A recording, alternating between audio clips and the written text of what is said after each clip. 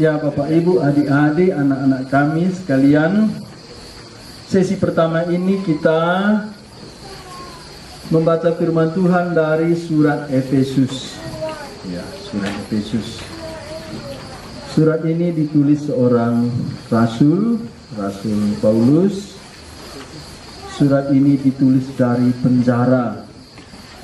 Dia sedang dipenjara di Roma dan dia menulis surat ini.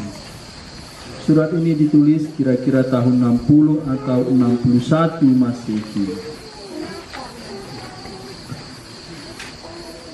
Kita dalam sesi pertama atau pembukaan ini kita akan baca surat Efesus dari Efesus pasal 2.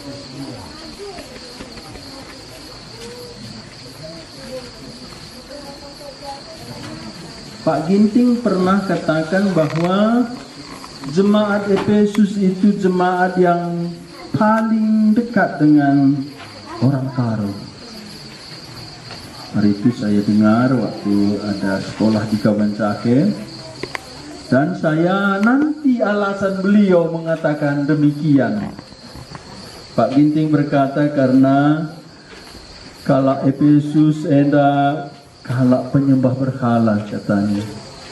Kita orang karo tantandai pe bau rimo mungkur dengar katanya.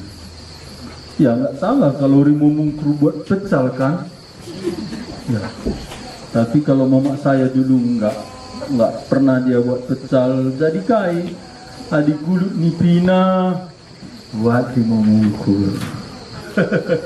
Adik murah sinuan-sinuan buat terima mungkur.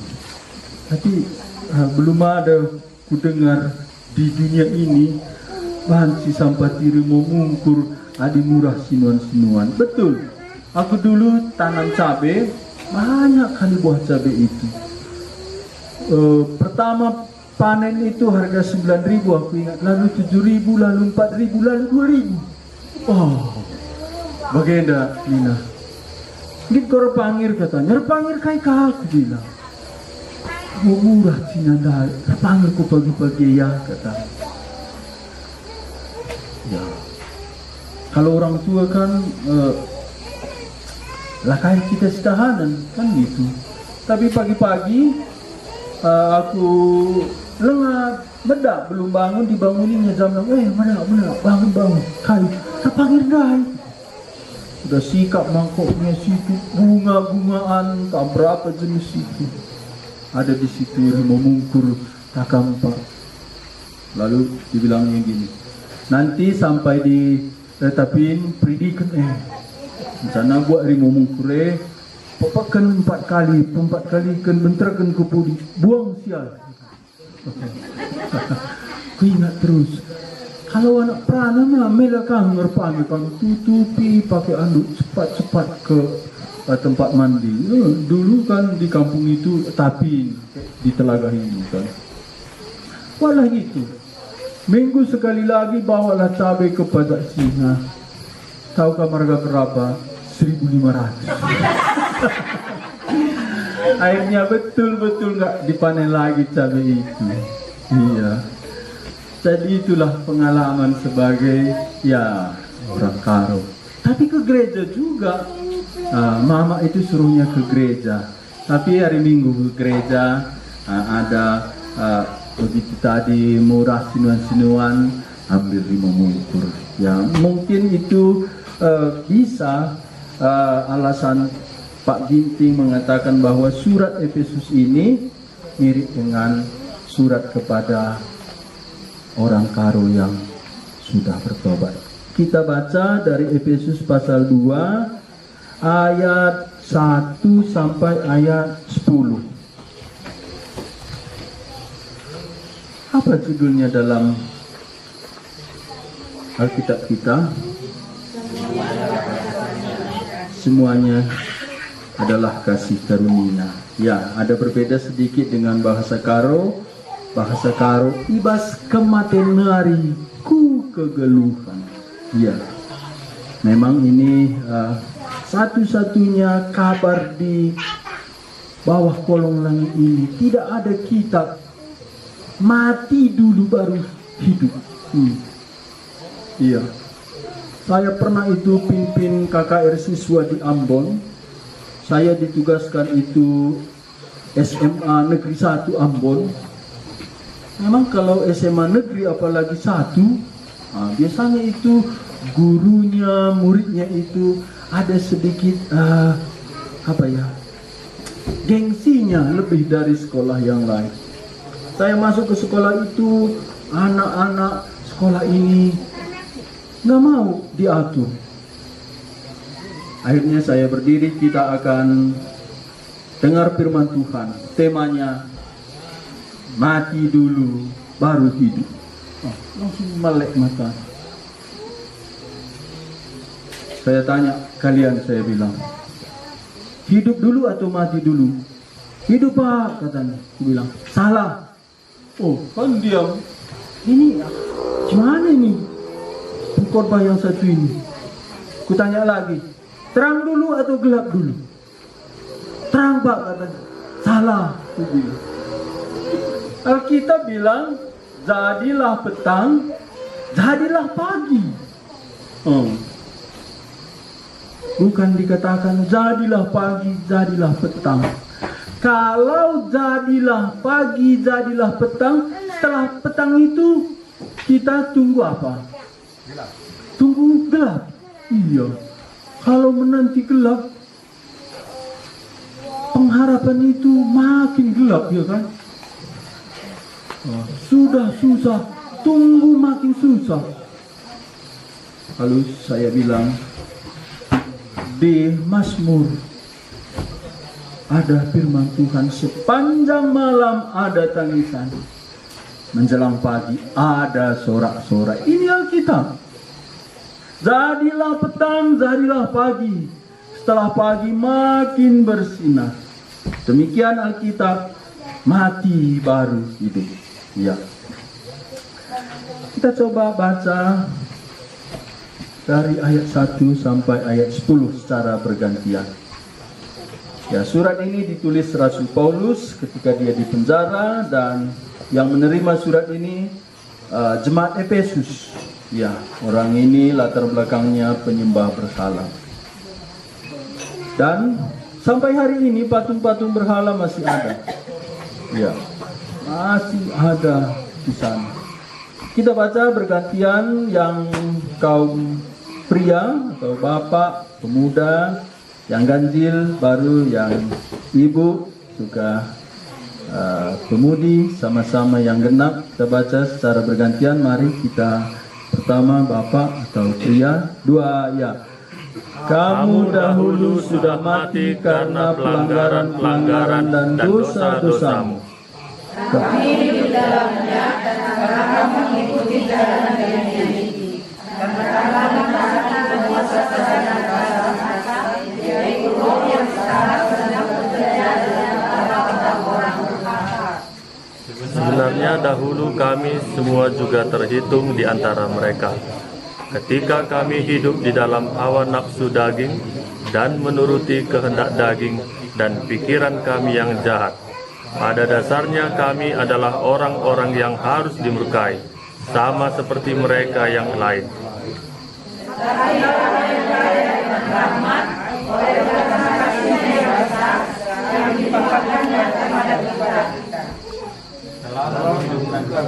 Bersama-sama dengan Kristus, sekalipun kita telah mati dalam kesalahan kita, oleh kasih karunia kamu diselamatkan. Dan dalam Kristus Yesus Dia telah membangkitkan kita dari Tuhan dan memberikan tempat bersama-sama dengan Dia di surga. Supaya pada masa yang akan datang, Dia menunjukkan kepada kita segala karunia-Nya yang melimpah-limpah sesuai dengan kebaikan-Nya terhadap kita dalam Kristus Yesus. Sebab karena Dia kasih karunia yang dimakan dari iman, Tuhan berusaha besar kemuliaan Allah. Itu kan hasil pekerjaanmu, dan ada orang yang melakukan diri.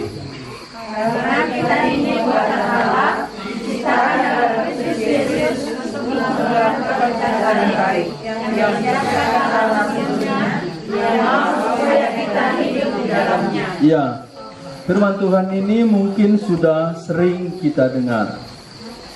Firman Tuhan ini ditulis Paulus supaya orang-orang di Efesus ini menyadari betapa luas untuk menyatakan itu. Di sini Paulus membawa mereka mundur ke belakang atau bernostalgia. Ya. Kata Paulus di sini, kamu dahulu sudah mati. Ya. Tadi ketemu di sini sama kakak Mama Anta. Murid kakak tuh bilang. Nah, lalu bilang Bapak Sonsu, dia pemuritan Pak. Katanya. Jadi kalau pemuritan itu ada ceritanya di belakangnya. Bagaimana kita dulu belum mengenal Tuhan. Dan bagaimana kita diselamatkan Tuhan. Kamu dahulu sudah mati. Kamu dahulu sudah mati. Karena pelanggaran-pelanggaran dan dosa-dosamu. Ya. Saya lama tidak mengerti ayat ini. Walaupun hari itu sudah lahir baru. Nggak ngerti saya. Apa arti ayat ini? Kamu dahulu sudah mati. Wah, ini luar biasa ini. Orang yang dulu sudah mati, sekarang berarti hidup. Ya, betul. Mati rohani. Kamu dahulu sudah mati. Kita ingat ya waktu Tuhan berkata kepada Adam, semua buah pohon dalam taman ini boleh kamu makan buahnya dengan bebas. Kecuali buah pohon pengetahuan baik dan jahat, janganlah kamu makan. Sebab pada hari engkau memakannya, pastilah engkau mati. Tuhan tidak berkata, mungkin kamu mati. Atau Tuhan berkata, jangan makan, nanti sakit perut. Begitu enggak ya? Tapi Tuhan berkata, pada hari engkau memakannya, pastilah engkau mati. Firman Tuhan tidak ada yang abu-abu. Firman Tuhan semua ya dan amin. Tuhan tidak pernah berkata tidak jelas, pasti mati. Lalu Tuhan cipta Hawa dari tulang rusuk Adam.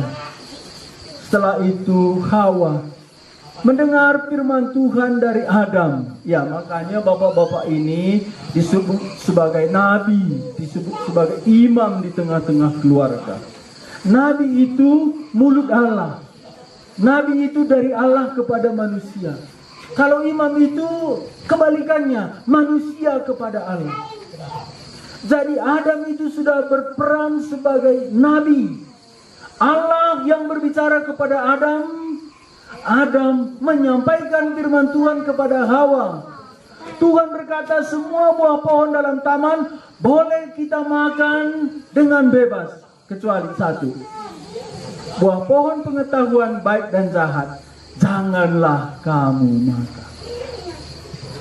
Kalau makan, mati.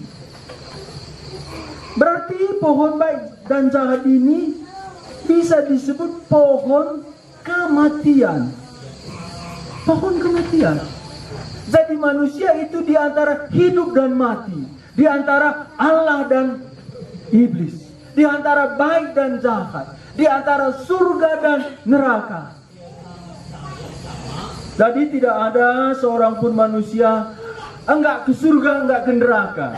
Ya, jadi dulu saya diinjili seorang yang beragama Muslim. Saya mau dengar firman Tuhan cuma satu. Saya kenal dia Muslim, tapi sering kulihat dia baca Alkitab. Dia pengusaha kedai kopi. Aku datanglah sama dia, bang. Kau udah rajin baca Alkitab. Jawabnya singkat sekali. Aku hatiku sudah ke sorga, katanya. Ditanyalah, abang tahu nanti abang masuk surga? Jawabnya gini, kalau aku nggak tahu, kai gunanya baca kitab, anak, katanya sama. Situlah hatiku tersentuh. Dia baru masuk Kristen. Saya dari kecil itu Kristen. Ya, kalau kita cerita yang seperti ini tadi, biasa itu ada cerita Rimo Mungkur, cerita Cerango, biasa gitu. Jadi tenang aja Bapak Ibu sekalian ya. Saya pernah itu buat KKR di rumah kawan saya. Aku bilang gini, ini hari ketiga. Hari ketiga biasanya ada sesuatu. Contohnya aku bilang, bisa nanti ketika aku khotbah, datang banyak anjing yang ribut, gonggong, aku bilang. Gelas ke dia, panci buhun pecah, aku bilang. Pas hari ketiga itu, serius mereka dengar khotbah. Saya khotbah okutisme. Betul. Datang anjing itu, lalu yang pengusaha kedai kopi itu, dia angkat gelasnya gini, karena seriusnya dia dengar khotbah jatuh, tepar gitu. Udah sana semua mata orang. Tadi kan juga aku bilang. Oh, katanya, ya biasa itu. Karena firman Tuhan ketika kita sampaikan, bukan kita saja bersama Tuhan, tapi ada musuh. Ya, apalagi saya singgung tadi. Ya, biasa itu. Tadi abang itu tadi waktu dia baca Alkitab itu, dia bilang, hatiku sudah ke surga. Aku mau ke surga. Kutanya, apakah abang tahu nanti masuk surga? Langsung jawabnya, tahu. Ya. Disitulah aku mulai pengen belajar sama dia. Ya, mungkin Bapak Ibu di sini ada yang kenal, dia sudah dipanggil Tuhan. Bapak Niar Tarigan, dia bekerja di rumah sakit. Dialah yang mengabarkan Injil sama aku. Jadi firman Tuhan jelas, jikalau engkau makan buah pohon pengetahuan baik dan jahat, pastilah engkau mati. Pasti. Lalu Hawa didatangi tamu namanya ular. Ular dipakai simbolis. Dia datang kepada Hawa. Apakah Tuhan berkata, satu pun dari buah pohon di taman tidak boleh kamu makan buahnya, bukan? Oh, Hawa langsung jawab, boleh. Kami boleh makan semuanya. Cuma satu tidak. Buah yang ada di tengah taman. Jikalau kami makan atau raba buah itu, kami akan mati. Simbolis bilang, sekali-kali kamu tidak akan mati. Lihat perbedaannya ya. Tuhan tadi berkata, pasti. Iblis berkata, sekali-kali tidak. Sekali-sekali ini kan nggak jelas kan? Nggak jelas kan? Sekali-kali apa itu sekali-sekali? Nggak jelas kan? Pasti. Lalu Hawa makan buah itu, Adam juga makan. Alkitab berkata, maka terbukalah mata mereka. Dan mereka tahu mereka telanjang. Inilah mati. Tuhan Allah meninggalkan mereka. Tadinya Adam bisa dengar Tuhan datang. Wah, kalau kita nanti umpamanya suami kita yang ibu-ibu, atau suami nanti istrinya, atau anak-anak nanti mamanya pulang, dengarnya suara sandal mamanya, senang dia. Atau seorang istri nanti suaminya dengar sepatu suaminya, senang dia. Atau suami dengar istrinya dari pajak, oh udah datang dia, senang. Inilah sukacita Adam di Taman Eden. Dia bisa dengar Tuhan jalan-jalan. Nggak usah Tuhan, sepatu Pak Jokowi dekat rumah kita, datang dia, kira-kira bagaimana? Kampung kami kan pernah datang Pak Jokowi kan, tapi kami sama John pas hari kedua sampai di Jakarta karena aku antar dia ke Jakarta. Tapi lewat Facebook aku terus ya, Pak Jokowi ke kampungku gitu. Nggak jauh itu dari gereja kami. Senang kali. Foto naik sepeda, Pak. Hah? Foto naik sepeda Pak Jokowi, foto di situ. Itu pun terakam ya. Itu baru Pak Jokowi. Coba Tuhan Yesus waktu kamu di bawah sawit itu, saya tanya, jalan dia. Tuhan Yesus datang. Kira-kira bagaimana? Aku Tuhan Yesus. Iya. Akan gitu Marta kan. Waktu dia mau lihat mayat Tuhan Yesus, dia pikir penjaga kebun. Aku ini. Mana dia? Kemana dibawa? Akulah dia. Lalu bilang Tuhan Yesus, Maria. Wah. Waktu Tuhan Yesus bilang, Maria, langsung dia sadar. Pikir, mengapa ya dari tadi Tuhan Yesus ngomong sama Maria Magdalena. Itu Maria Magdalena, dia itu perjinujung. Tahu kan berapa jinujungnya? 7 setan dulu sama dia. Kalau sama aku dulu paling 2 lah gitu. Betul, karena aku sekolah di Kawan Jahe, Bapak tengok gitu. Menerima warisan.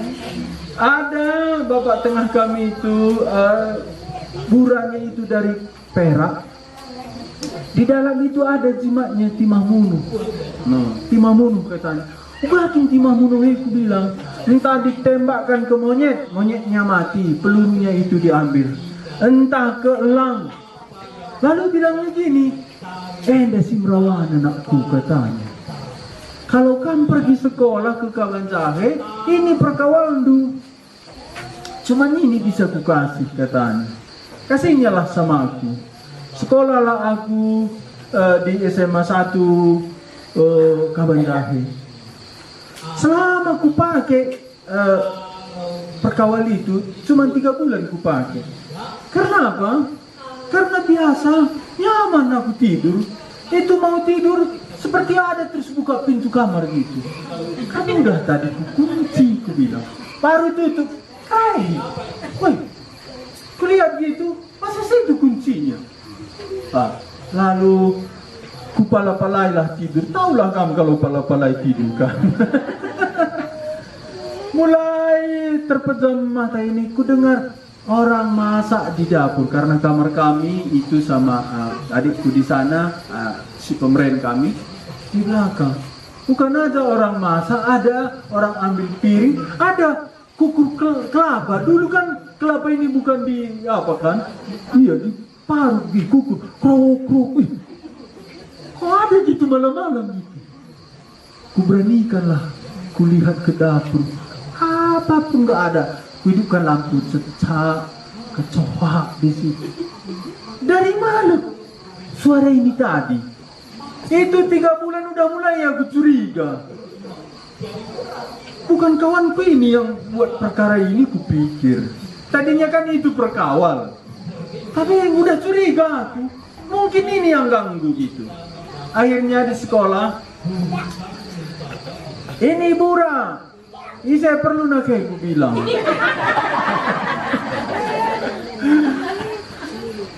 Lalu adalah ketua kelas kami. Kayak gini nak katanya. Dari perkawal kata bapak tengahku. Iya aku perlu tanah katanya. Aku kasih. Setelah aku bertobat baru minta ampun sama Tuhan. Aku kasih sama dia, tapi nggak tahulah aku tak sama dia tak ke mana. Pokoknya aku sudah aman gitu. Tapi nggak aman juga. Apa nggak amannya? Mulai saat itu aku gampang kali kesepian. Tamatlah sekolah, pulang kampung.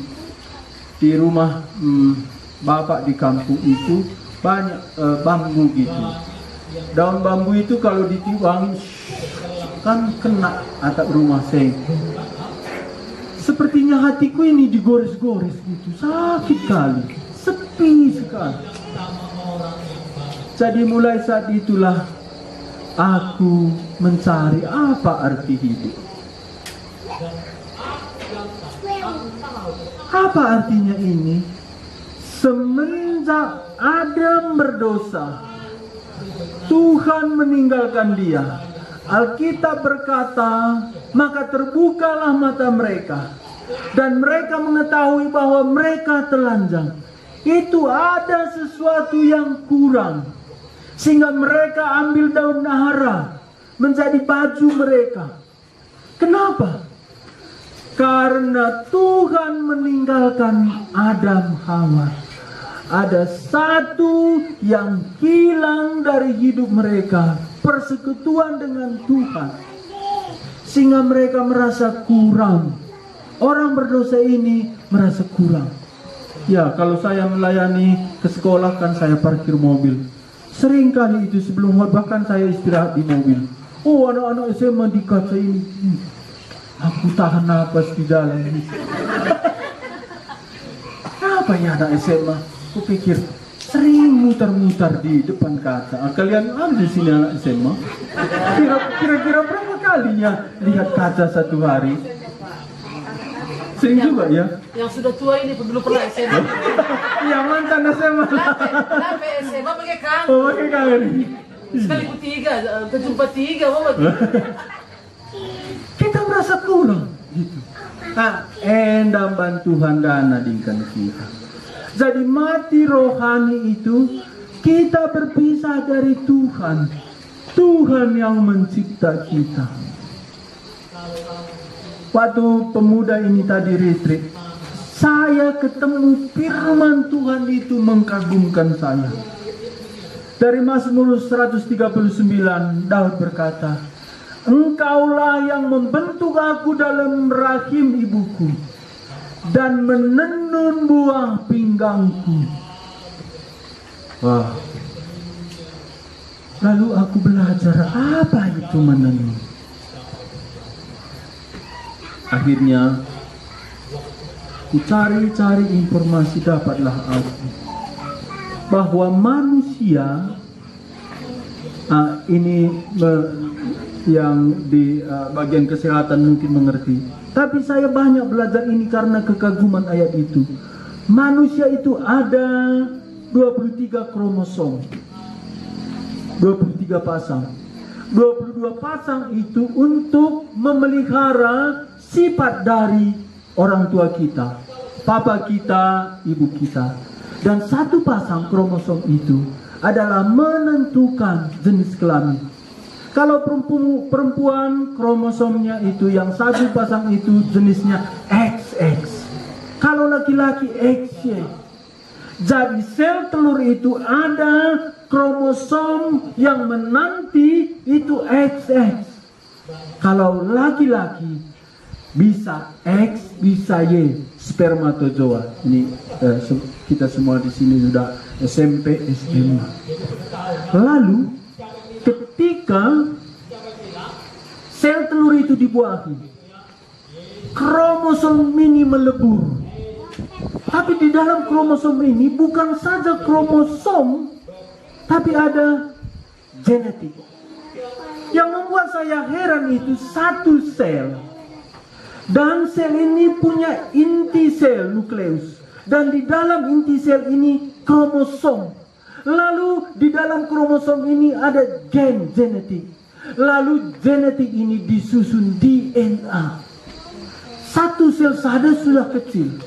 Ada inti sel, ada kromosom. Kromosom disusun oleh genetik. Genetik disusun oleh DNA. DNA inilah seperti tangga tapi terbuat dari benang, dipelintir sedikit. Itu disebut double helix. DNA ini benang yang sepasang-sepasang. Wah, situ saya ngerti. Tuhan menenun aku, kata Daud. Tuhan DNA demi DNA menenun kita. Waktu pertama saya mengerti itu, saya mencucurkan air mata di kamar itu. Betul kata Daud, ajaib, ajaib apa yang engkau perbuat. Inilah kita.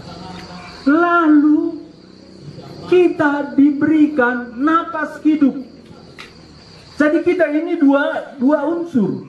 Ada unsur dari tanah. Itu yang kita terima dari Adam, tubuh kita. Itulah yang kromosom genetik DNA. Lalu diberikan Tuhanlah napas kehidupan. Itulah roh kita. Jadi ketika Adam berdosa, roh Adam, tendi Adam, yang tadinya bersekutu dengan Allah, sekarang berpisah. Tadinya Adam di dalam rohaninya bisa berkomunikasi harmonis dengan Allah, sekarang tidak lagi. Jadi mati rohani itu, tadi Tuhan Allah datang jalan memanggil Adam, itu kaki sahabat, kaki pencipta. Tapi setelah Adam berdosa, suara itu datang, Adam lari, bersembunyi. Tuhan tidak berhenti, panggil dia, Adam, di manakah engkau? Tuhan bukan seperti polisi yang tidak tahu di mana penjahat. Polisi juga bisa cari penjahat. Apalagi Tuhan. Tuhan bukan panggil Adam, oh di mana Adam ya? Ada kalau lihat Adam. Nah, bukan begitu.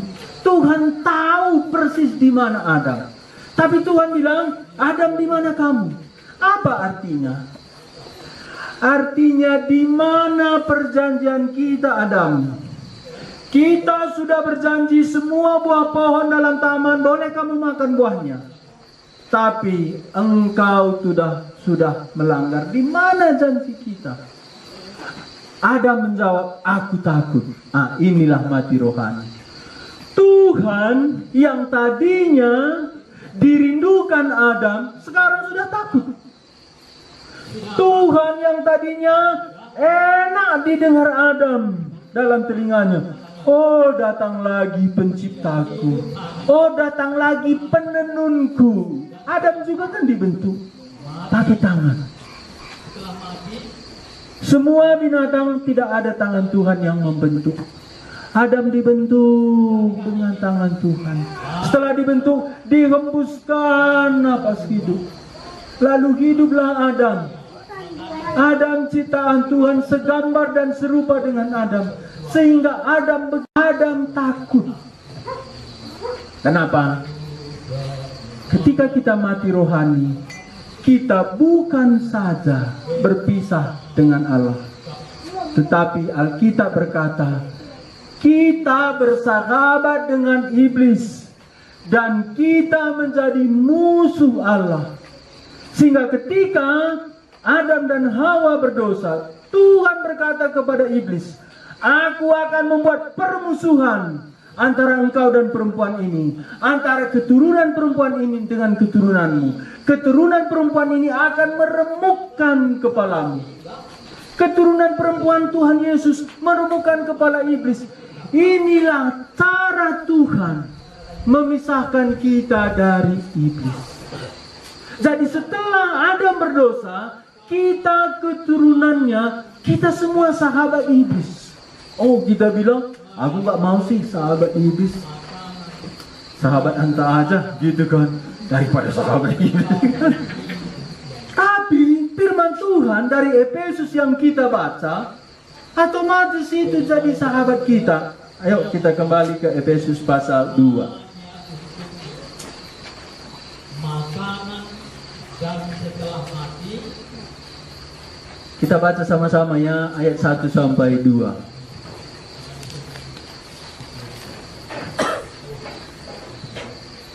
1, 2 ayat. Kamu dahulu sudah mati karena pelanggaran dan dosa-dosamu. Kamu hidup di dalamnya. karena kamu mengikuti jalan dunia ini, karena kamu mentaati penguasa kerajaan angkasa, yaitu roh yang sekarang sedang bekerja di antara orang-orang durhaka.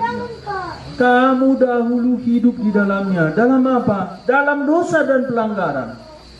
Sejak kita mati rohani, kita hidup dalam dosa dan pelanggaran. Selain itu apalagi? Ayat 2, kamu hidup di dalamnya karena kamu mengikuti jalan dunia ini, karena kamu mentaati penguasa kerajaan angkasa. Inilah simbolis tadi.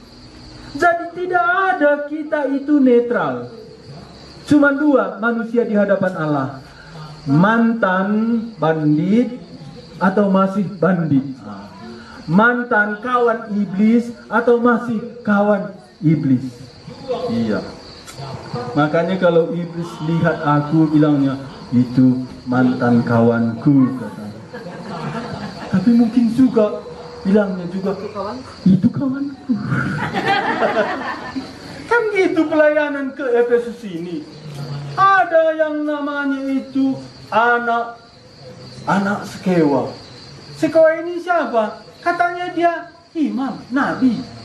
Anaknya 7, makanya kita orang GKM ini perlu banyak anak kembukit. Aku cuma 1, gak balik modal kan? Iya. Hah? Istriku kan belum ada. Iya.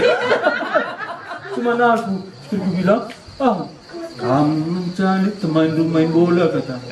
Tadi ku bilang, wah kaget ini, aku lihat daman iketan jebuk nanti ku kan. Ku bilang lah, orang lain lah itu, Tuhan tahu kita melayani. Repot sekali ku bilang, oh iya juga ya. Lalu dia ingat Pak Ginting 1, Pak Silulingga 1, Bu Lydia 1. Oh gitu kata. Makanya jangan ikut-ikut pendeta tentang itu ya. Paling nggak kami 2 kok. Oh gitu ya. Pak Tarigan yang 1 sini. Oh, iya. Pak Tarigan 2. 1. Paling nggak yang 2. Oh iya. Begitu ya hamba Tuhan.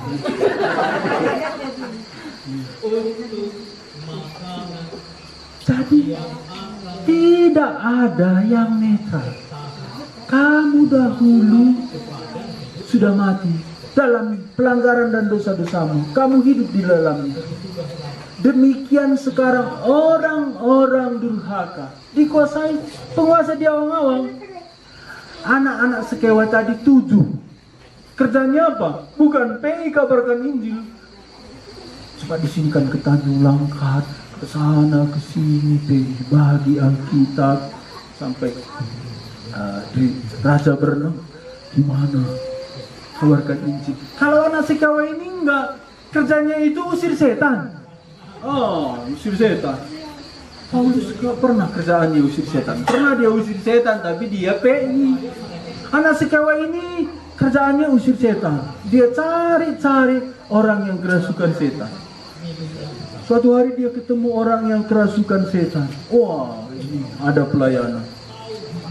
Anak Skewa ini melayani setelah dia mendoakan orang dapat amplop. Itu dia. Jadi itulah anak Skewa itu. Suatu hari ada orang kerasukan. Wah, ini ada pelayanan. 7 orang dia. Dia doa, dia usir setan, gak keluar. Lalu dia ingat, Paulus hebat. Sapu tangan Paulus pun dipakai, setan keluar. Bajunya pun. Apa rahasia Paulus? Oh, Paulus itu pakai nama Yesus. Wah, 7-nya orang ini. Oh, Rasul Paulus usir setan pakai nama Yesus. Lalu dia bilang anak Skewa ini, dalam nama Yesus yang diberitakan Paulus. Karena dia nggak pernah kenal, nggak pernah ada persekutuan dengan Yesus. Dalam nama Yesus yang diberitakan Paulus. Lalu setan jawab, Paulus, aku kenal. Dulu itu sahabatku, tapi sekarang memang kami sudah berseberangan. Iya. Yesus, ku tahu siapa. Kau ini siapa? Langsung dicagar. Nggak enak kan kalau kita baca kita. Karena berdarah-darah dicakar, habis sama bajunya robek semua. Pergi. Kenapa? Dia tahu, oh Paulus mantan kawan kita. Anak sekewa, kawan kita. Masa kawan usir-usir kita? Iya. Mana teman-teman kamu seperti dia perlu ombar. Iya, aku mondan sama ombar itu. Itu sama satu merek. Iya. Jadi iblis berkata, Paulus ku tahu siapa, Yesus ku kenal, tapi kamu siapa? Sekarang saya tanya, siapa di antara kita mantan teman iblis? Coba. Ya mantan ya. Wah, puji Tuhan. Kakak setengah tiang. Turun tangannya. Ini tes lagi kan gitu. Siapa di sini nggak tahu dia itu mantan teman iblis atau masih temannya iblis? Belum tahu aku. Kira-kira siapa yang belum tahu lah? Puji Tuhan ya. Betullah ini pemuritan. Betullah ini pemuritan. Jadi dalam ayat 2 ini Paulus mengingatkan orang-orang Efesus, kamu hidup di dalamnya. Di dalam apa? Di dalam dosa. Karena kamu mengikuti jalan dunia ini. Saya berbicara sedikit di sini jalan dunia. Dunia di sini umumnya manusia hidup. Orang berdosa umumnya hidup di dalam seteru dengan Allah, melanggar firman Allah, melanggar kebenaran Allah. Orang dunia hidup di dalam dosa. Paulus di sini mengingatkan kamu dahulu hidup di dalamnya. Ketika kamu mengikuti jalan dunia ini, ya ada jalan dunia. Jalan dunia itu lebih enak itu bisa. Kenapa? Karena jalan dunia itu jalannya itu turun. Di sini kan ada air terjun katanya ya. Pamah apa di sini? Pamah Piu. Kalau kita ke sana pasti airnya itu jalannya ke bawah ya. Malir kubernah katanya. Menurut laut malir ke atas. Jadi air itu mengalir ke bawah. Itulah air. Tapi kalau ada ikan, airnya itu pasti jernih. Ikan walaupun airnya ke bawah, dia sering melawan arus. Dia terbalik-balik. Tahu Bapak Ibu apa nama jenis ikan ini? Ikan mati ya. Ikan mati gitu langsung. Jadi apa yang dikatakan Paulus? Dulu ketika kamu mati, ikut arus dunia ini. Makanya Alkitab berkata, orang yang ada di dalam Kristus itu ciptaan baru. Nggak mungkin ikut arus dunia. Jadi untuk apa Paulus mengingatkan ini? Supaya kita bernostalgia. Ingat ke belakang. Kalau aku tadi tidak diselamatkan Tuhan,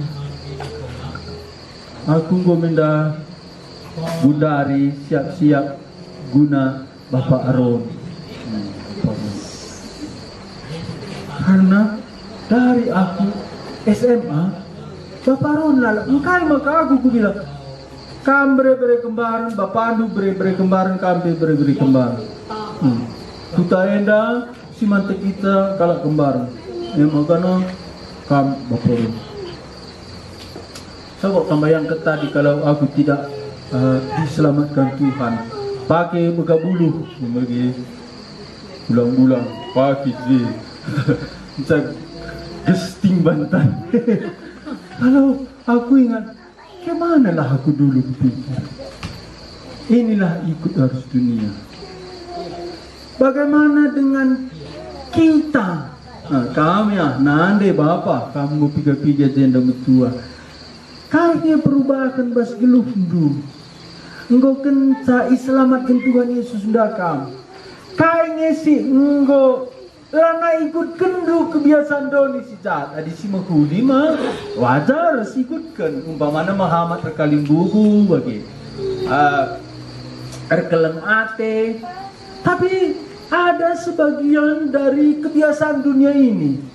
Salah satu kebiasaan dunia tadi yang kuceritakan dikasih Bapak tengahku itu. Satu lagi ini kebiasaan kami dulu di sana. Adalah turangku si pemren lahir bere-bere kami. Aku baru bertobat. Tahun pertama bertobat. Kugendonglah bere-bere kami itu. Ada di bajunya ini bawang putih. Adi jah gelarna dulu itu lasuna. Lasuna. Iya. Dengan hari. Adi anak sekundari lana tanah lasuna. Bawang putih ni. Jadi iya, siapa yang masih tahu lasuna? Yang anak muda ini kan enggak tahu lagi kan. Iya, lasuna bawang putih. Besok nenek kita tukur lasuna katanya. Jangan lagi apa lasuna, jangan gitu ya. Itu pasti bawang putih. Lalu kan, ku gendong lah bere-bere kami itu. Kenapa lah situ bawang putih? Ini ku bilang, adi bawang putih, mabas dapur mengingan naka. Boleh begini, sinjaga bere-bere meme. Jaga itu, kutanyalah kamu, bibit kami, pacikin bawang putih jagai bere-bere kunda. Baci kak duntah lah. Jadi engkai maka tama turang kunda, kelaki peta mana kata. Inilah ikut arus dunia. Lalu nggak lama kemudian yang mengerikan kurasa bukan lagi lasuna, gunting. Dulu kan ada gunting itu bisa dilipat. Iya masih ada ya. Aku dah tu. Karing garang bere-berena. Ulakin ko murbit sa katanya. Pikirnya aku murbit. Tapi aku terus dalam hatiku. Lakak gunana ini. Tapi ku ingat aku pe sangana anak-anak nina nande babana kulau. Kusungkunlah ia ugam barenda babaan dua kulau ku bilang labo aku babasa kata. Ise ku bilang mami tu andung aku. Engkau maka baba ku kulau ku bilang. Bagi kami kala. Kan suara dunia tadi ini. Bagi kami kala. Jadi kulau jah, tapi ku tambar punti. Ya ubah, maka baba kulau. Galah jaga ini. Isu kini ni, ya nini nina. Ubah dengan jeni na. Eda jaga ini, jangan kata. Jadi ikut arus dunia. Iya. Kamu ingat tu nggak ngisi dua mah? Adi di tengah komputer kagun dari tubuh. Si bapa dengan itu lawat itu. Mana ini? Bapak pulau tuli di sana. Oh, tuli di mana? Iya, tuli di mana? Malah kau si dilo si belum nih hari. Bukan itu. Pundang nego. Iya putar mau ugaran kena ngoli mau ikut India kena. Oh, itu nggak benar. Nah, lalu ada lagi mangkok-mangkok itu suruhnya kita minum di sini. Ya. Inilah arus dunia. Adina bas anak muda Gundari, adi tanah karo arus dunia. Hadilah kang Isap, helaka hebat. Oh, adilah gila. Hari Isap laga hebat. Oh, iya. Lah jantan nih kau. Tapi ku pikir-pikir kah, adina igongnya nang bagi pesawat tempur tu juga. Memantapan ngilang bagi. Tapi anak kita bisa dia takut, nggak seperti orang itu, nggak mantap. Satu lagi kah, inilah cerita-cerita aku tadi sama John.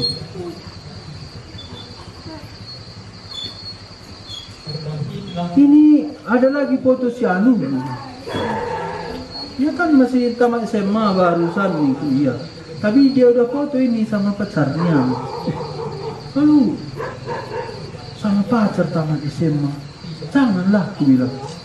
Ya cuman kami enggak pak, katanya. Kenapa aku bilang? Sekarang kalau nggak ada pacar, dia nggak orang tinggalan zaman, kata. Anak SMP pacar, anak SD pun ada pacaran, kata. Inilah arus dunia. Gimana anak SD pacaran? Tahu kalian arti pacaran kan? Siap-siap tahun depan bawa anak baru, pasu-pasu. Nah, enak mah di pacaran. Jadi kalau SMA pacaran, masih kuliah 4 tahun, itu pun kalau selesai buatnya. Cari kerja lagi 7 tahun, 8 tahun, itu apa pun bisa terjadi nakku. Oh, nanti nggak jadi bagaimana? Nah inilah arus dunia tadi. Jadi kita itu sudah diselamatkan Tuhan adalah standar yang Tuhan mau, yang berbeda dengan arus dunia. Ya saya tidak tahu apa yang mau Tuhan ngomong di camp kita ini. Tapi kita bernostalgia bagaimana kita dulu belum diselamatkan Tuhan. Dan coba lihat orang lain yang belum diselamatkan Tuhan. Dan pikir balik kembali. Kalau aku tidak diselamatkan Tuhan, bagaimana kira-kira? Aku tadi kuingat, ini kampung kami tanggal 7 motong. Kami tanggal 7 masih retreat itu di Sukamakmur. Nggo pingan, nggo minda aku maturkan sa perlahan. Bagaimana minda adilah kini itu kan? Sadanarika ban labolit kriahan geluh, nggo minda minum tua, oke. Nggo isak ganja, merenda pe lengatan dari tua, kuta kami sempat itu binaga kami itu ganja. Bukan cuman 2-3 orang, 98% orang Kuta Melin itu tanam ganja. Dan 3 orang kawanku sama-sama dulu kami main judi mati. Jadi ingatlah itu. Kalau aku tidak diselamatkan Tuhan, bisa sakit, bisa sudah mati. Kalau tidak mati pun terus ikut dunia ini. Bagaimana kita baca? 1-2 ayat. Sebenarnya dahulu kami semua juga terhitung di antara mereka. Ketika kami hidup di dalam hawa nafsu daging dan menuruti kehendak daging dan pikiran kami yang jahat. Pada dasarnya kami adalah orang-orang yang harus dimurkai. Sama seperti mereka yang lain. Iya. Harus dimurkai. Dimurkai Allah. Ini murka bukan murka biasa.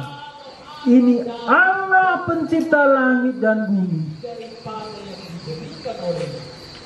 Allah murka. Dalam Alkitab ada 2 murka Allah itu yang menakutkan. Satu itu di Roma pasal 1. Ketika manusia menolak Allah dan menyembah ciptaan, menyembah berhala, Allah menyerahkan mereka kepada hawa nafsu yang memalukan. Allah menyerahkan itu apa maksudnya? Mereka hidup dalam kecemaran. Begini, kalau kami kemari tadi naik mobil, itu kami harus hati-hati. Harus persneling mobil itu jangan yang tinggi. Yang tahu bawa mobil, nggak adanya kita mau turun ke sini masuk gigi 5 kan? Gigi 4 pun enggak. Gigi 2 biar aman. Coba ibu bapak bayangkan, tiba-tiba pre mobil itu, remnya itu dilepas. Oh iya, wah kira-kira. Mantap mas. Terjun bebas ya. Jalan pintas dia Pak. Gimana? Jalan pintas dia nggak ngikuti jalur lagi. Iya, langsung motong sampai sini ya. Tadi kan kita ke sana, menaik lagi ya. Ini langsung sini kita bom. Itu maksudnya murka Allah. Allah berkata, silakan. Mau berbuat dosa silakan. Tuhan tidak lagi menghalangi kita. Pertama aku bertobat, kawan mengisi aku. Yo, anak dai buka bertobat. Belum pun melayani, ini tahun-tahun pertama. Wah pendeta, kata kawan-kawan. Ada juga ku dengar, palar-palar ku dengar. Pulang-pulang gimana ini 2 tahun ini dan hari. Minum kita katanya. Minum aku teh manis. Dudukan kami minum Scott gitu. Ini teman saya, kayaknya itu mantap.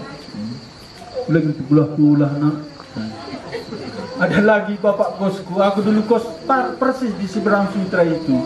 Aku dulu sambil sekolah, sambil tulis togel. Sekarang entah masih ada nggak tahu. Tulis togel, kenapa? Uang sekolah udah habis, judikan. Pastilah. Cari gantinya tulis togel. Emang kenapa bapak kos kundai cocok kan rasaku. Reni ya. Buat kertas lu, aku tulis nomor.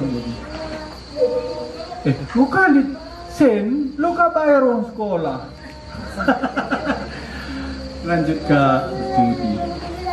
Bertobatlah aku, tahulah bapak kosku itu. Keden aku, kamu kah bertobat nih nanti ini. Bang nih, sinak langsung bantuin. Lika kawanku itu bilang, kulah nih. Tapi beginilah kita ketika kita bertobat. Tapi setelah aku 5 tahun 7 tahun, ketemulah aku satu teman kurju di Barenda. Ini di kampung Kutambelin. Minum aku kede, dengerin aku. Gini bilang, aku udah gampang kata. Diganlah aku bagi kami. Kata, dulu aja aku. Diganlah aku bagi kami. So kak mesra, digan bagikan berita Tuhan Yesus. Lo mesra aku. Diganlah aku bagi kami. Rupanya gue ranggung jaguna. Nah, sendiri masih angkat dengan kita ranggung jaguna. Orang ini paling gak tahu. Ranggung itu bukan saja masaknya beda rumah. Yang perempuan rumah mamanya, yang laki-laki rumah mamanya lagi. Sudah ada anaknya. Inilah ranggung. Lalu ada lagi yang kawan kita tadi. Iya anak andai, gua 2 jabuna. Ternyata 2 jabunya ngerti kalian kan? Satu berubing, satu beruginting. Jadi kenapa bisa terjadi ini? Inilah diserahkan Tuhan. Kalau mau hidup main-main silakan, kata Tuhan.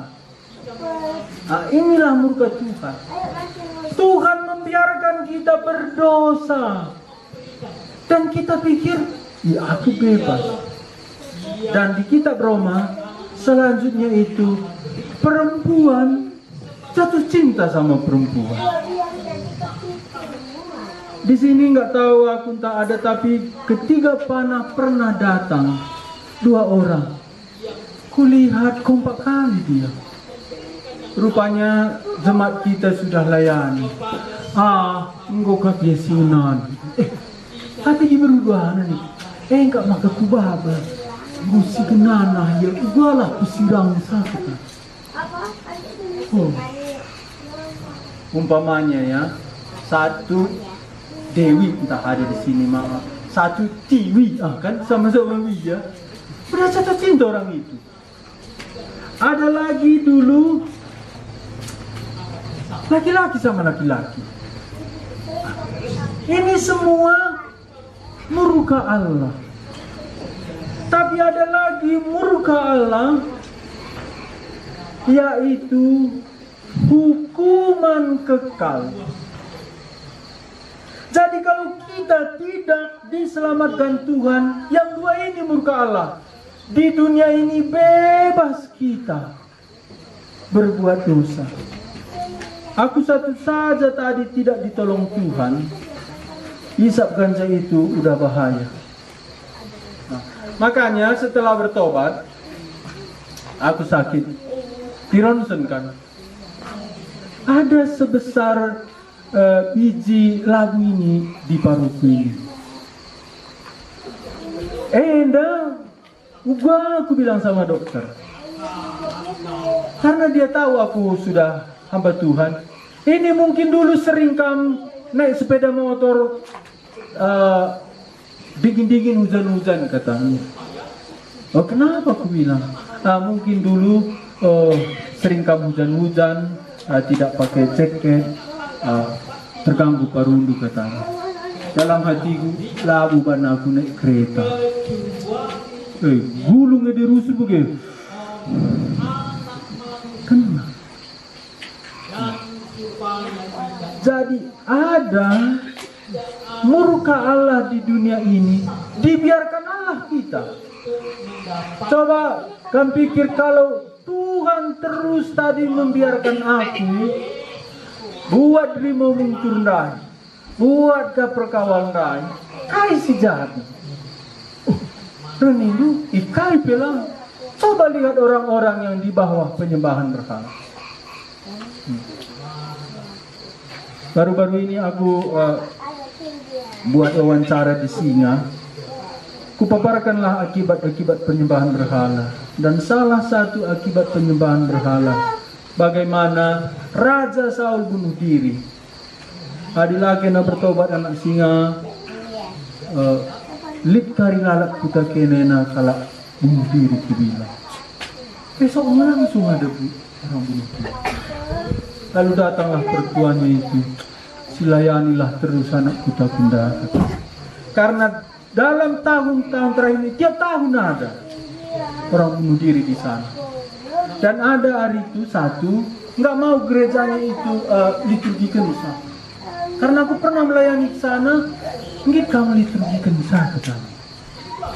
Bukan aku bilang, lihat gerejana tapi lah nanya gerejana liturgikan di sana. Ya, aku bilang liturgi labo mabag keselamatan. Tapi adi perlu keluarga liturgi, baca ku liturgikan. Tapi 3 kali, 7 kali, siwah kali pe liturgikan. Ceritanya begini. Istrinya itu belajar ke 3 panah pelayanan pribadi. Kalau enggak 2-3 kali. Mulai mengerti istrinya itu firman Tuhan, dihalangi keluarganya. Lalu dia pulang kampung dekat Kitamunte. Keluarganya ini tinggal di Singa. Waktu dia pulang kampung tadi, orang tua istrinya itu buka kedai kelontong gitu, jual gas, jual beras. Waktu dia ke sana, kebakaran rumah mamanya itu. Suaminya sempat keluar, anaknya sempat keluar, mamanya, bapaknya sempat keluar. Dia tinggal di dalam, mati. Anaknya sekarang udah datang ke kita, jemaat kita. Suaminya ini di Singa, pulang ke Singa. Itulah, nggak lama kemudian dia bunuh diri. Bilanglah sama orang Singa itu, adilah tadingkin kena, cah ada namanya situ Belanjang, perjumpaan Belanjang. Setelah aku wawancara itu baru ku tahu apa itu artinya Belanjang. Bagaimana penegak katanya si wawancara, kami orang sini ini ke Belanjang, Belanjangnya gelah terlalu ya, bebu Belanjang artinya. Anak Singa satu rumah itu ada 30 orang. Aku beda dengan kuta katanya. Di daerah itu ada di situ besar kali kayu katanya. Isi pelapang deger kuku. Tapi udah tua kayu itu. Ini sungguh luar biasa. Waktu KKR di sana, pas aku khotbah okultisme, tumbang pokok kayu itu. Tumbang. Tapi Reni kuman kala andai, anggo pengen aku gereja, lengah sirang ras sidekah dai. Jadi kita bagi kata Pak Ginting dan deger dengar kuri mengukur. Makana adina latun tas ditadingkan tersendat-sendat pertumbuhan rohani. Iya. Kita lanjutkan. Kita nanti selesai jam berapa, Bu? Jam 9 ya. Kita turun ke bawah, kita baca. Ku dengar Pak Sinulingga di situ masih semangat. Iya. Kita baca ayat 3 sampai 4 ya supaya kita selesaikan. Ayat 3 sampai 4. Efesus pasal 2 tadi, ayat 3 sampai 4 kita baca sama-sama. 1 2 ya. Sebenarnya dahulu kami semua juga terhitung di antara mereka. Ketika kami hidup di dalam hawa nafsu daging dan menuruti kehendak daging dan pikiran kami yang jahat, pada dasarnya kami adalah orang-orang yang harus dimurkai, sama seperti mereka semua. Sampai di sini. Pada dasarnya kami adalah orang-orang yang harus dimurkai. Kita orang-orang berdosa yang pada dasarnya dibiarkan Tuhan terus hidup dalam dosa. Pada dasarnya kita dimurkai Tuhan. Murka Tuhan ada satu lagi, anatema katanya. Anatema itu apa? Itu murka Tuhan, api neraka. Larang ngadi-ngadi. Ya. Neraka Tuhan Yesus paling sering mengkhotbahkan neraka, melampaui mengkhotbahkan surga. Tadi Tuhan Yesus lebih banyak mengkhotbahkan neraka dari surga. Kenapa? Karena Tuhan mengasihi kita. Kalau kita tidak bertobat dan percaya kepada Tuhan Yesus, murka Tuhan ada di atas kita. Kita terus hidup dalam dosa, mati masuk neraka. Untuk apa kita dicipta? Untuk apa kita hidup? Kalau di dunia berdosa, mati dihakimi Tuhan. Ayat 4, kita baca lagi sama-sama. 1 2 ya. Tetapi Allah yang kaya dengan rahmat, oleh kasih-Nya yang besar, yang dilimpahkannya kepada kita. Ayat 5, telah menghidupkan kita bersama-sama dengan Kristus, sekalipun kita telah mati oleh kesalahan kita, oleh kasih karunia kamu diselamatkan. Demikian hidup kita. Tapi Allah yang kasih dengan rahmat, Ada terjemahan lain tadi saya baca, walaupun kita sudah berdosa, Allah tidak putus asa untuk mengasihi kita. Dia mengutus Tuhan Yesus, Dia mencari kita. Allah dia bisa saja diam di sorga. Kena anak Tanjung Langkat umpamanya. Kalau berdosa, berdosalah. Selamatkan diri masing-masing.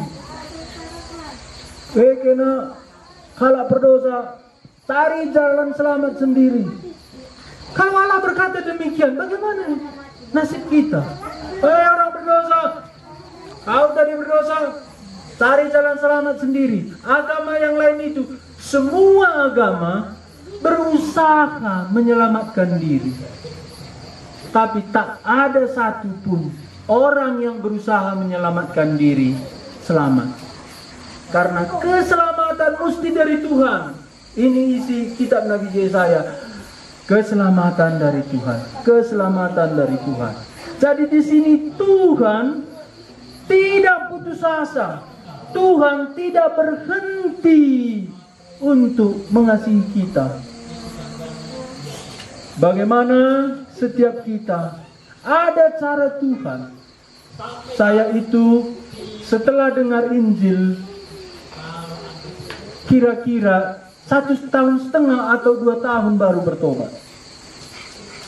Kalau Bapak itu tadi menyerah menginjili saya entah bagaimana. Tapi dia terus setiap ketemu Gana kata, kawan Zahid kita, Jah, belajar kata di Bataku. Udah kasihnya buku beberapa. Dia tidak pernah berhenti. Demikian kita semua. Coba ingat berapa kali kamu diinjili baru terima Tuhan Yesus. Berapa tahun datang terus. Ya, ada dari SMP diinjili, udah mau nikah baru bertobat.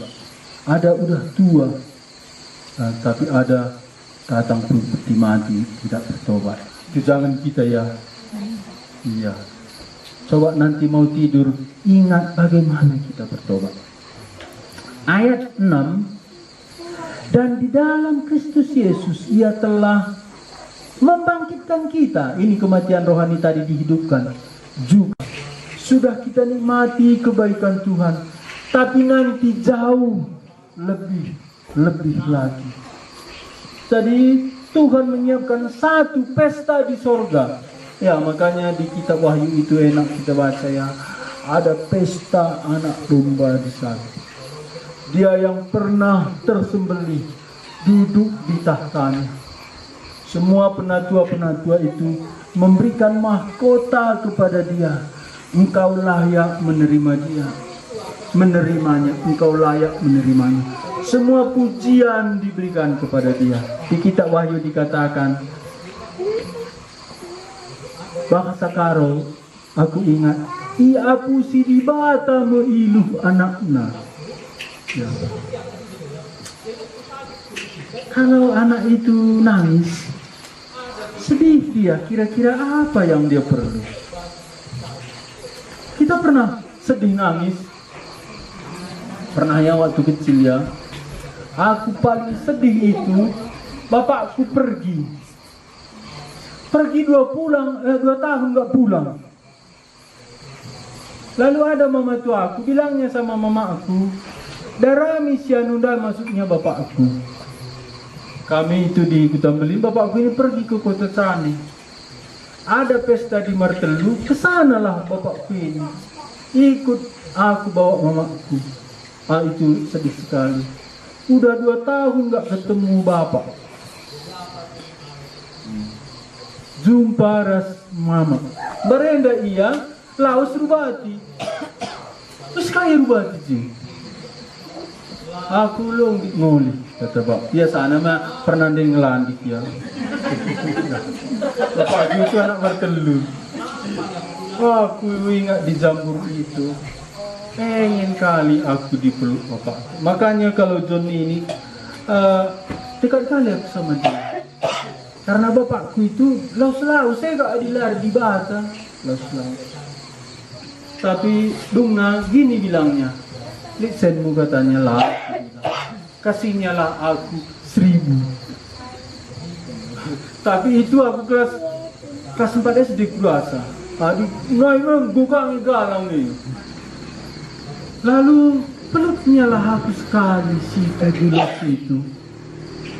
Senang kali kurasa. Tapi dia memang keras hatinya. Nggak mau dia ikut kami ke Temeli. Anak itu kalau udah nangis, apalagi rindu orang tuanya,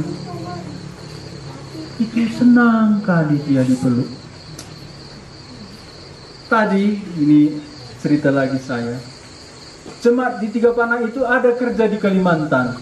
Ya, menikah, lalu kerja dia di sana. Sebelum menikah pun di sana dia kerja, tapi menikah sama-sama satu jemaat Tiga Panah, satu Kaban Jahit.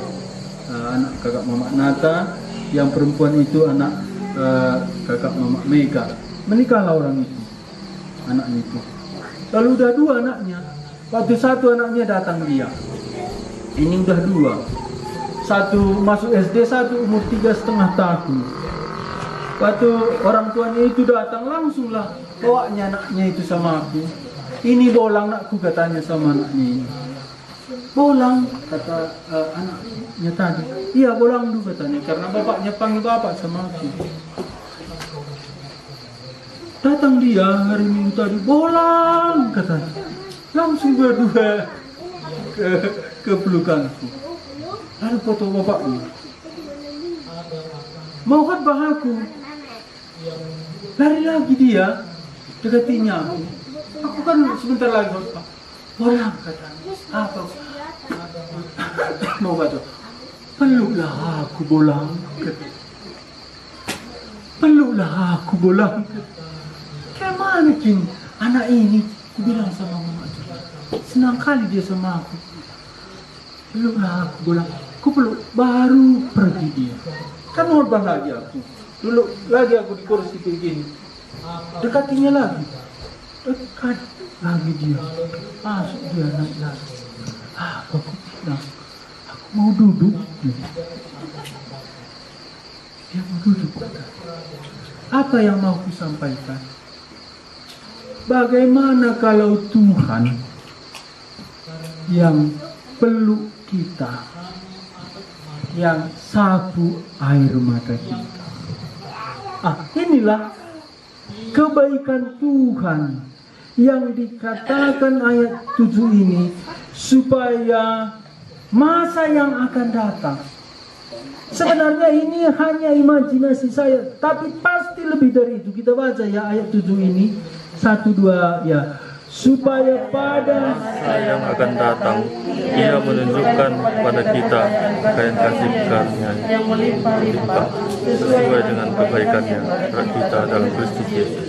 Iya, masa akan datang. Sekarang pun bisa kita nikmati, apalagi nanti pada masa yang akan datang. Ayat 8 sama-sama, 2 ya. Sebab karena kasih karunia kamu diselamatkan oleh iman.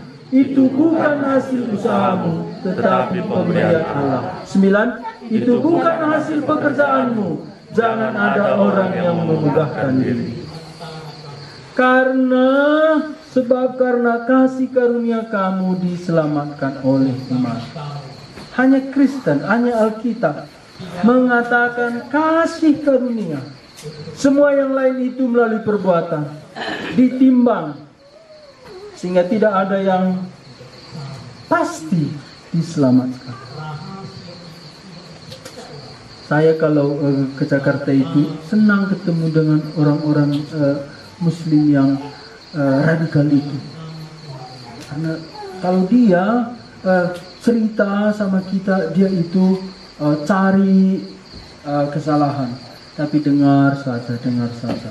Lalu coba tanya dia bagaimana dia bisa diselamatkan. Suatu hari kami sama anak ini naik taksi di sana. yang supir taksi itu bisa juga dia ustaz, tapi supir juga dia. Mulailah cerita.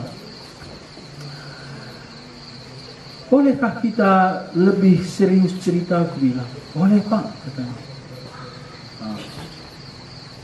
Dari aku dulu, aku bilang, iya, katanya.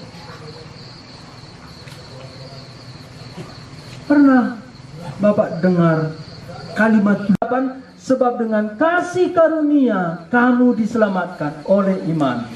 Itu bukan hasil usahamu. Ini sering kita dengar. Tetapi di sini ada dua kasih karunia. Kasih karunia Yesus Kristus. Yang kedua iman. Ayat 9 dikatakan, itu bukan hasil pekerjaanmu. Jangan ada yang memegahkan diri. Ayat 10, sama-sama kita selesaikan ayat ini. 2 ya. Karena kita ini buatan Allah, diciptakan oleh Kristus Yesus untuk melakukan pekerjaan baik yang dipersiapkan Allah sebelumnya. Ia mau supaya kita hidup di dalamnya. Ya, perikop ini saya buat tema diselamatkan untuk pekerjaannya. Diselamatkan untuk bekerja. Kenapa?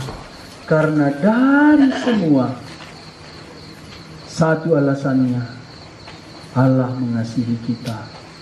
Melalui kasih karunia di dalam Yesus Kristus, Dia memberi iman. Dan iman yang Dia berikan itu, supaya kita merespon kepada Tuhan Yesus. Dan setelah kita merespon, kita bekerja untuk Dia.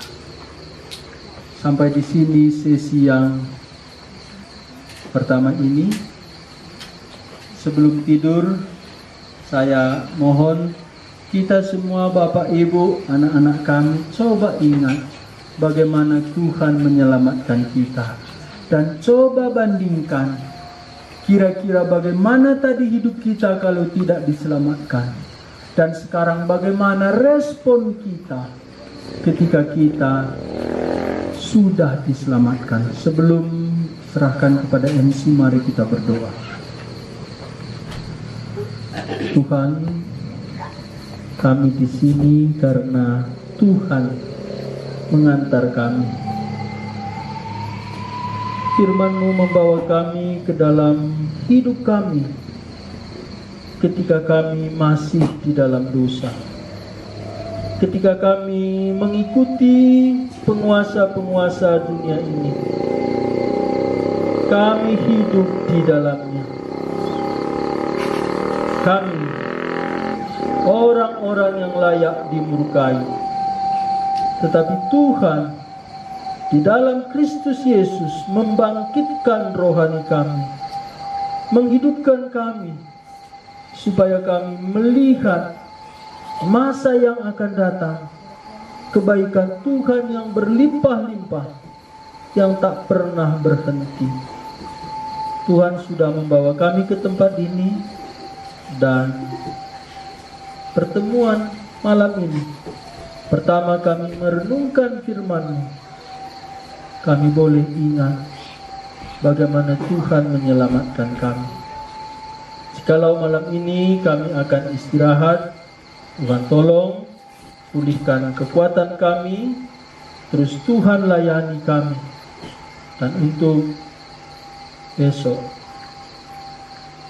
Tuhan berkemurahan kepada kami. Berikan firman-Mu. Demi nama Yesus kami berdoa. Amin. Terima kasih, saya serahkan kepada MC.